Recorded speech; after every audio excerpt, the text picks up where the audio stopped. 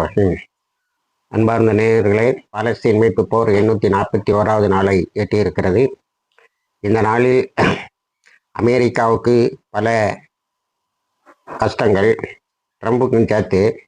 அங்கே polar storm என்று சொல்லக்கூடிய ஒரு பனி புயல் வீசிக்கொண்டு இருக்கிறது. அது -45 டிகிரிக்கு கீழே உள்ளது. இதுவரைக்கும் 30 பேர் அதில் இறந்திருக்கிறார்கள். ஞாயிற்றுக்கிழமை ஒரு ஃப்ளைட்டும் அதுக்கு உள்ளாகி கீழே விழுந்து டேமேஜ் ஆகிருக்கு. அதில் 17 பேர் இறந்திருக்கிறார்கள். இதையெல்லாம் பார்த்துக்கிட்டு இருக்கும்போது அமெரிக்காவில் ஒரு பெரிய புயல் ட்ரம்புக்கு எதிராக கிளம்பி இருக்கிறது. அது என்னவென்று சொன்னால், வெனிசுலா ஆயில் ஃபண்ட்ஸ் ஸ்காம்னு ஒன்று ஆரம்பிச்சிருக்கு. வெனிசுலாவில் இவர் ஒரு $50 பில்லியன் 50 பில்லியன் பேரல் ஆயிலில் நான் எடுத்துக்கிட்டேன்னு சொன்னார் இல்லையா, அந்த பணத்தை மொத்தமாக ட்ரம்ப்பே அமைக்கிட்டான். அதனால் காங்கிரஸில் அதை கொண்டு வரல. காங்கிரஸ்னால் அமெரிக்கானுடைய பார்லமெண்ட்டில் கொண்டு வரலன்னு சொல்லி பதவியில் நீடிக்க தகுதியற்றவர் என்று காங்கிரஸ் ட்ரம்ப்புக்கு எதிராக ஒரு இம்பீச்மெண்ட் மோஷன், அதாவது அவரை பதவியில் இருந்து தூக்கி வீசும் பெரிய நகர்வு ஒன்றை நகர்த்தி இருக்கிறார்கள். ட்ரம்ப் இப்போ அப்போட அம்மோடான்னு சொல்லிட்டு இருக்கிறாரு. ஆனால் அந்த பணத்தை கொள்ளை அடித்தாங்கிறது தான் உண்மை. அப்போ அதோட சேர்த்து இங்கே யுஎஸ்எஸ் அப்ரஹாம் இருக்குல்ல, இதுக்கு கனடாவில் இருந்து சில எக்ஸ்பர்ட்ஸ் அனுப்பி கனடா இன்டெலிஜென்ஸ் வழியா ஈரான் அதுக்கு என்ன செய்ய போகுதுன்னு சொல்லி ஒரு தகவல் எடுத்திருக்கான். அந்த தகவல் அமெரிக்கானுடைய பென்டகனுக்கு செய்தி சொல்லியிருக்கிறது. மிக குறைந்த விலையில் சில ட்ரோன் ஸ்வாம்ஸ், அதாவது நீர்மூழ்கி கப்பலிலும் போகிறது, மேலேயும் பறந்து வரும். அது அடிச்சுன்னா அமெரிக்காவினுடைய இந்த பெரிய ஃப்ளீட்டை, அதாவது நேவல் அசட்ஸ்ன்னு சொல்கிறாங்க, அதாவது கடலில் இருக்கக்கூடிய எல்லா சொத்துக்களையும் அது அழிக்க முடியும் என்று ஒரு அறிவிப்பை அவர்கள் அந்த கனடாவினுடைய இன்டெலிஜென்ஸ் கொடுத்துருக்கு. அதனால இப்போ ட்ரம்ப்பு ஒரு அந்தர்பல்ட்டி அடிச்சிட்டார். என்ன தெரியுமா சொல்றா? ஈரான் என்னோட பேச்சுவார்த்தை தான் நடத்த விரும்புதுன்னு. யார் சொன்னா? யாரும் சொல்லலை, நானே தான் சொல்லிக்கிட்டேன்னு. இதுக்கு முன்னாடி நானே தான் சொல்லிக்கிட்டேன்னு சொன்னார். இதுக்கு முன்னாடி ஈரானை நீங்க ஏன் தாக்கலைன்னு கேட்டதுக்கு, யார் உங்களை கன்வின்ஸ் பண்ணான்னு கேட்டேன், நானே என்ன கன்வின்ஸ் பண்ணிக்கிட்டேன். அதுக்கு மேல இந்த ஹர்முஸ்ன்னு சொல்லக்கூடிய ஜலசந்திக்கு பக்கத்துல ஒரு நேரம் பார்த்து அதுல ஈரான் எல்லாத்தையும் தடை பண்ணிருக்கு. கடலுக்கு கீழே, கடலுக்கு மேல, வானத்துல பறக்கிற எல்லாமே ஈரானுடைய கட்டுப்பாட்டில் தான் பறக்கும்னு ஒரு விசேஷமான கருவியை பொறித்து இருக்கிறது. அதனால அதை தாண்டியே இஸ்ரேல அமெரிக்காவுடைய படைகள் வர முடியாது சொல்லுகிறார்கள். இதனிடையே ஃபாத்திமா அஹ்மத் சொல்லக்கூடிய ஈரானுடைய இராணுவ ஸ்போக்ஸ் பர்சன், நாங்கள் எல்லா விதத்திலையும் தயாராக இருக்கோம், அமெரிக்காவினுடைய எல்லா பகுதிகளையும் எல்லா தளங்களையும் அழிப்பதற்கு தயாராக இருக்கிறோம் என்று சொல்லியிருக்கிறார். அதனால இப்போ இந்த கனடாவினுடைய இன்டெலிஜென்ஸ் கொடுத்த அறிக்கை, உன்னுடைய யுஎஸ்எஸ் அப்ரஹாம் திரும்ப வராதுங்கிறது, இதெல்லாம் அப்படி ஒரு ஸ்டாண்ட் ஸ்டில்ல வச்சிருக்கு. இதனிடையே அந்த இம்பீச்மெண்ட் மோஷனும் விரைவில் வர இருக்கிறது. அடுத்தது ஒரு பெரிய செய்தி உலகத்தை உலுக்கி கொண்டு இருக்கிறது. அது என்னவென்று சொன்னால், ட்ரம்ப் ஒரு பெரிய கட்டுக்கதையை விட்டான். 30,000 பேரை ஈரானில் அமைதியாக போராடி கொண்டிருந்தவர்களை கொண்டு விட்டார்கள். அது அப்புறம் 50ன்னா அப்புறம் 80ன்னா. இந்த பொய்யை மேலை நாட்டு ஊடகங்கள் எல்லாமே சொல்லிட்டு இருந்து. இப்போ அவர்களில் எப்படி மாட்டிக்கிட்டுனா, நெய்லா ஜியோன் என்று சொல்லக்கூடிய ஈரானில் வாழ்ந்து கொண்டு இருக்கக்கூடிய ஒரு யூத பெண்மணி, அவ ஒரு பெரிய ஆக்டிவிஸ்ட், அவளுடைய பிணமும் இறந்தவர்கள் இதில் கிடக்குன்னு காட்டிட்டானு. அந்த அம்மா ஊரில் உட்காந்துக்கிட்டு ஒவ்வொரு ஆளுக்கா ஃபோன் பண்ணி, நான் சாவலை, நான் உயிரோட இருக்கேன்னு ஃபோன் பண்ணிட்டு இருக்கேன்.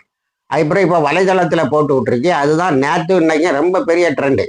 போராட்டத்தில் இறந்து போய்விட்டதாக சொல்லக்கூடிய நொய்லா ஜியோன்ங்கிற லேடி உயிரோடு இருக்கிறார். இவ்வளோ பெரிய பொய்யை கட்டவிழ்த்து விட்டு 80,000 பேருண்டா, இவ்வளோ பெரிய கட்டவிழ்த்து விட்டு அதுக்கு மேலே இந்த யுத்தத்தை நடத்தலாம் என்றால் அதுவும் நடக்கவில்லை. அந்த பொய் இப்போ பெரிய அளவில் எக்ஸ்போஸ் ஆகிட்டு இஸ்ரேலில் சேனல் 12 மேரியூ யோகா ஹர்நாத்ங்கிற கவர்மெண்ட்டை போட்டு கிளின்னு கிழிச்சிட்டாங்க. இதை இஸ்ரேலுடைய மீடியாக்கள் ரொம்ப பெருசாகிருக்கு. அதை நத்தியானு பெருசாக பாருங்க, நம்ம ஈரானில் வாழக்கூடிய எந்த ஆளுக்கும் எந்த யூதர்களுக்கும் இது இல்லை, அவங்களெல்லாம் கொண்டு போட்டுட்டு இருக்கிறாங்க அப்படின்னு கிளப்புனா அந்த பில்டப் குறைஞ்சிது. அப்போ ஒரு பக்கம் இந்த பில்டப் அழிஞ்சுது, இன்னொரு பக்கம் இம்பீச்மெண்ட், இன்னொரு பக்கம் புயல், இன்னொரு பக்கம் ஈரானுடைய ட்ரோன்ஸ். இதுக்கெல்லாம் மேலே ஹவுத்திஸ் பார்த்துக்கிட்டே இருக்கிறாங்க. ரெட் சீல ஒரு எறும்பு இஸ்ரேலுடையதோ அமெரிக்காவுடையதோ போனால் அடிச்சிருவோம்னா. அப்போ இந்த நிலையில் ட்ரம்ப் ஒரு அந்தர்பல்ட்டி அடிச்சிட்டாரு. என்ன சொல்லாருன்னா, we want a deal with Iran, ஈரானோடு நாங்கள் பேச போகிறோம் அப்படின்னு. இதுக்கு தானே இவ்வளவு பெரிய பொம்மத்தெல்லாம் காட்டினேன். அதோட இஸ்ரேலுக்கு இப்போ ஹமாஸ் ஒரு பிடிச்சிட்டாங்க. கடைசி உடம்பு ஒப்படைச்சாச்சுல, ரஃபா கிராசிங் ஓப்பன் பண்ணேன். ரஃபா கிராசிங்கை ஓப்பன் பண்ணுவேன், ஆனால் அதில் பத்திரிகையாளர்கள் அங்கே அங்கே போகக்கூடாது. இப்போ முடிச்சுக்கிட்டு ரஃபா கிராசிங் யாருக்கு சொந்தம்னா இஸ்ரேலுக்கும் பாலஸ்தீனர்களுக்கு தான் சொந்தம். இதுவரைக்கும் இஸ்ரேலுடைய கண்ட்ரோலுக்கு விட்டுக்கிட்டு இருந்த எகிப்து இப்போ எழுந்திருச்சு. என்ன சொல்லணும்னா, இஸ்ரேலில் ஈஜிப்டுக்கும் பாலஸ்தீனுக்கும் தான் சொந்தம். இப்போ எகிப்து எழுந்துக்கிட்டேயோ இனிமே ரஃபா கிராசிங் நீ கிட்டே வரக்கூடாது, எல்லாம் முடிஞ்சு சீஸ்பரோட முக்கியமான பகுதிகள்லாம் முடிஞ்சு அதுக்கப்புறம் இப்போ திறந்து தான் ஆகணுங்கிற நேரத்தில் இந்த சவுடாலை எகிப்து காட்டுகிறது. ஆனால் எகிப்தில் போராளிகள் நேரடியாக சண்டைக்கு போக முடியாது. ஏன்னா எகிப்தினுடைய அண்டர் கிரவுண்டில் இருந்து நிறைய அவங்களுக்கு பொருட்களும் ஆயுதங்களும் பணமும் வந்து கொண்டு இருக்கிறது. அதனால் எகிப்தினுடைய எல்லா வேஷத்தையும் ஒத்துக்கொள்வதை தவிர வேற வழி இருக்கல. அடுத்தது இஸ்ரேலுக்கு இருக்கக்கூடிய மிகப்பெரிய ட்ரெண்டு, நேற்று நீங்கள் சாதாரணமாக பத்திரிகைகளிலே பார்த்துருப்போம், பெரிய அளவில் இஸ்ரேலுக்கு உள்ளால ஸ்ட்ரெஸ் இருக்குது. எப்படின்னு சொன்னால், இந்த ஸ்ட்ரெஸ்ஸு அதாவது விழுங்கவும் முடியல கக்கவும் முடியலன்னு சொல்கிற மாதிரி இஸ்ரேலில் இருக்கக்கூடியவங்கெல்லாம் இஸ்ரேலை விட்டு ஓடிடணும்னு விசா தன்னா கனடா, ஆஸ்திரேலியா இங்கெல்லாம் விசாவை கேன்சல் பண்ணுறான். இன்னும் 8 ஐரோப்பிய நாடுகள்னு சொல்கிறான், பேர் சொல்ல மாட்டேங்கிறான். ஐரோப்பிய நாடுகள் யூதர்கள் அங்கே இருக்கவங்களுக்கு விசாவை கேன்சல் பண்ணி நீங்கள் இஸ்ரேலுக்கு போயிருங்கிறான். இது ரிவர்ஸ் எக்ஸாடஸ். இப்படி ஒரு நிலை யூதர்கள் எப்போவுமே சந்திச்சதில்லை. போனால் போயிட்டு போனான்னு அடைக்கலம் கொடுப்பாங்க. இப்போ விசா பீரியட் முடிஞ்சால் எக்ஸ்டென்ஷன் கிடையாது. இருக்கிற விசாவையும் அவங்க வந்து ஃபோர்க்ளோஸ் பண்ணி முன்னாடியே அதை க்ளோஸ் பண்ணி போங்கங்கிறான். இங்கே என்னன்னா, இராணுவத்திலேயே 82% ஸ்ட்ரெஸ் தான். நேற்று அதை பற்றி தான் பொது ஊடகங்களில் பெரிய கட்டுரை. இஸ்ரேல் மக்கள் இல்லை 82% பேர் ஒரு பெரிய அழுத்தத்துக்கு, மன அழுத்தத்துக்கு உள்ளாகி மன அழுத்தத்திலிருந்து விடுபடக்கூடிய மாத்திரைகளை சாப்பிட்டுக்கிட்டு இருக்கிறாங்க அப்படின்னு ஒரு பெரிய அனாலிசிஸ் எல்லா இடமும் போயிட்டு இருக்கு. அதில் இராணுவத்தினர் 18% தான் இருந்தான் ஸ்ட்ரெஸ். இப்போ 82% இராணுவத்தினர் ஸ்ட்ரெஸ்ஸால இருக்காங்க. அதனால தான் அவன் இங்கே இந்த கைக்கூலிகளை வச்சு காசாவை கொராபரேட்டர்ஸ் சொல்லுடைய நயவஞ்சர்களை வச்சு காசாவை இது பண்ணணும்னு பார்த்தான். அதை ஹமாஸ் அடிச்சையில் இப்போ அவங்களெல்லாம் சோமாலிலேண்டுக்கு மாற்றுறாங்கிற செய்தியை நம்ம நேற்று சொன்னோம். இனி ரஃபா கிராசிங் ஓப்பன் ஆச்சுதுங்கிறத ஒருத்தரும் ஒழுங்காக சொல்ல மாட்டேங்கிறாங்க. நான் ஓப்பன் பண்ணுவேன், ஆனால் ஜேர்னலிஸ்ட்டை விட மாட்டேன்னு சொல்லி நத்தியானுக்கு சொல்லியிருக்கான். ஆனால் பாலஸ்தீனில் இருக்கக்கூடிய எல்லா குழந்தைகளுக்கும், பள்ளிக்கூடங்களில் படிக்கக்கூடிய குழந்தைகளுக்கும் யூனிசெஃப் வழியாக ஸ்கூல் கிட்ஸ்ன்னு சொல்லக்கூடிய பாட புத்தகங்கள், எழுது பொருட்கள், வரைபொருட்கள் இதெல்லாம் போகுது. இவ்வளோ நாளும் அவங்க போர்டில் அந்த 1000 டீச்சர்ஸ் இடைவிடாமல் எந்த சம்பளமும் இல்லாமல் பட்டினியும் பசியும் கிடந்துட்டு ஸ்கூலில் நடத்திட்டு இருந்தாங்களே, அவங்க கையில் இப்போ தான் முதல்ல பாட புத்தகங்களும் விளையாட்டு பொருட்களும் அது இந்த ஸ்கெச்சஸும் இதெல்லாம் போய் கலத்திருக்கு. ஸ்கூல் கிட்ஸ்ன்னு சொல்கிறாங்க, அதில் எல்லாம் அடங்கும். அதில் ஒரு நாளைக்கு 11,000 பேருக்கு நாங்கள் இதை 11,000 குழந்தைகளுக்கு இந்த ஸ்கூல் கிட்ஸை கொடுத்துக்கிட்டு இருக்கோம். விரைவில் எல்லாருக்கும் கொடுத்து முடித்து விடுவோம் என்று சொல்லியிருக்கிறார்கள். அடுத்தது, இது ஒரு மகத்தான ரிலீஃபு அங்கே உள்ள குழந்தைகளுக்கு. அதை எல்லாரும் சொல்கிறாங்க, இது வந்து ஒரு மென்டல் ஸ்ட்ரெஸ்ஸை வந்து டைவர்ட் பண்ணுது, அவங்களுக்கு ஒரு எதிர்காலத்தை ஏற்படுத்துகிறது. இது பற்றின விளக்கமான ஒரு இதை நம்ம ஏற்கனவே நம்ம காணொலியில் சொல்லிட்டோம். அடுத்தால ஹிந்து ரஜப் குரூப்பு கனடாவில் இருந்த 2 இஸ்ரேலிய இராணுவத்தினரை கைது செய்திருக்கிறார்கள். அவர்கள் ஜெனோசைடில் ஈடுபட்டதாட்டு ஒரு காமெடியன் அமெரிக்காவில் பிடிச்சாங்க பாருங்க. அவன் பையன் காமெடியன்னு சொல்லி தப்பிக்க பார்த்தான். அமெரிக்க நிர்வாகம் அதற்கு உதவி செய்தது. இப்போ அவனை பலமாக பிடிச்சி ஜெயிலில் போட்டாங்க. இந்த ஹிந்து ரஜப் குரூப் செய்கிற வேலை இறக்கி பார்த்துக்கிட்டுங்க.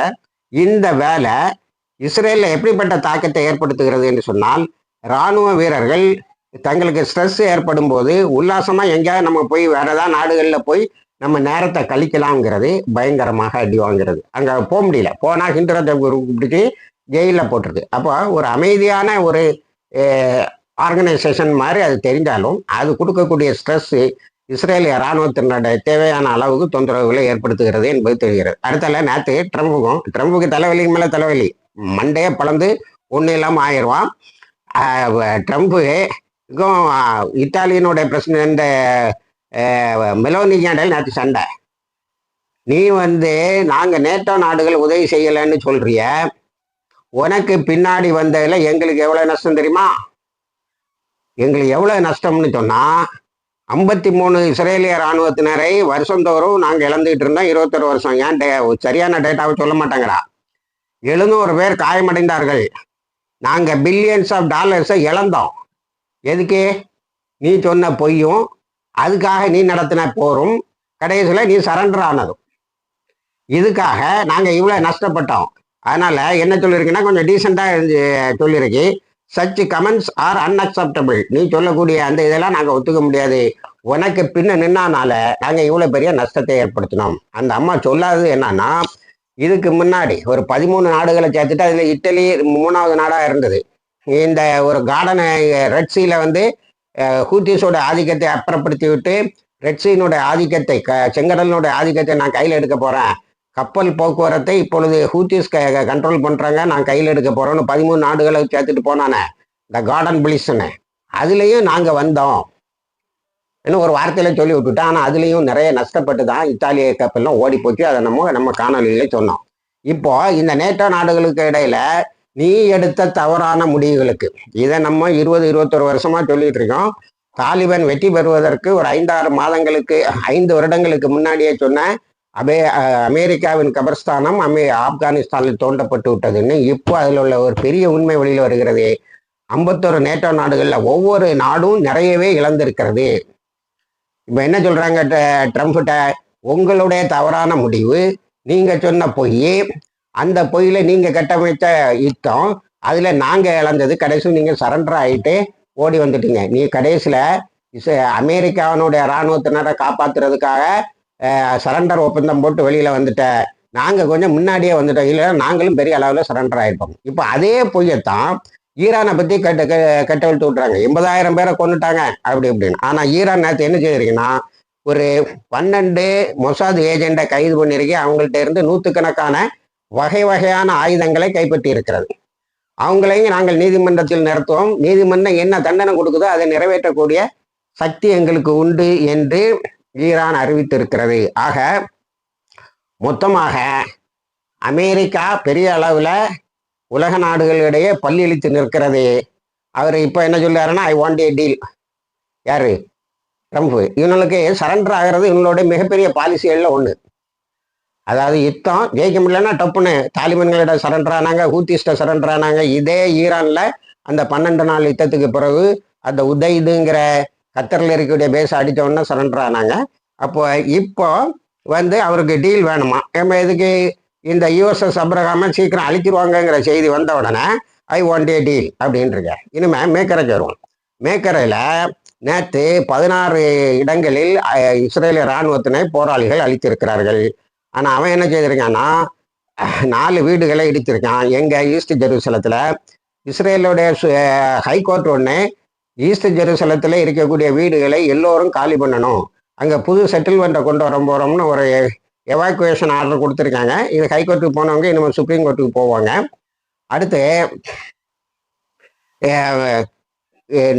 2 பேரை சிறையிலிருந்து விடுவிக்கப்பட்ட 2 பேரை இஸ்ரேல் கைது செய்திருக்கிறது. இப்படி அதனுடைய அட்டூழியங்கள் அங்கே நடந்து கொண்டு இருக்கிறது. இப்போ வெனின்சுலா ஆயில் ஸ்கேம் பெரிய அளவில் அமெரிக்காவை உழுக்கும் போல் தெரிகிறது. வெனின்சுலாவுடைய இப்போதைய ஆட்சியாளர் இவங்க கொண்டு உட்கார வச்சாங்களே, அவர் அம்மா ஐயா போதையா என்ன விட்டுருங்க, அதனால நான் ரிசைன் பண்ணிட்டு போறேன்னு சொல்லியிருக்கா. இணைந்திருங்கள், தகவல்களை தருகிறோம். வாஹிர் தவானா அல்ஹம்துலில்லாஹ் ரபில் ஆலமீன்.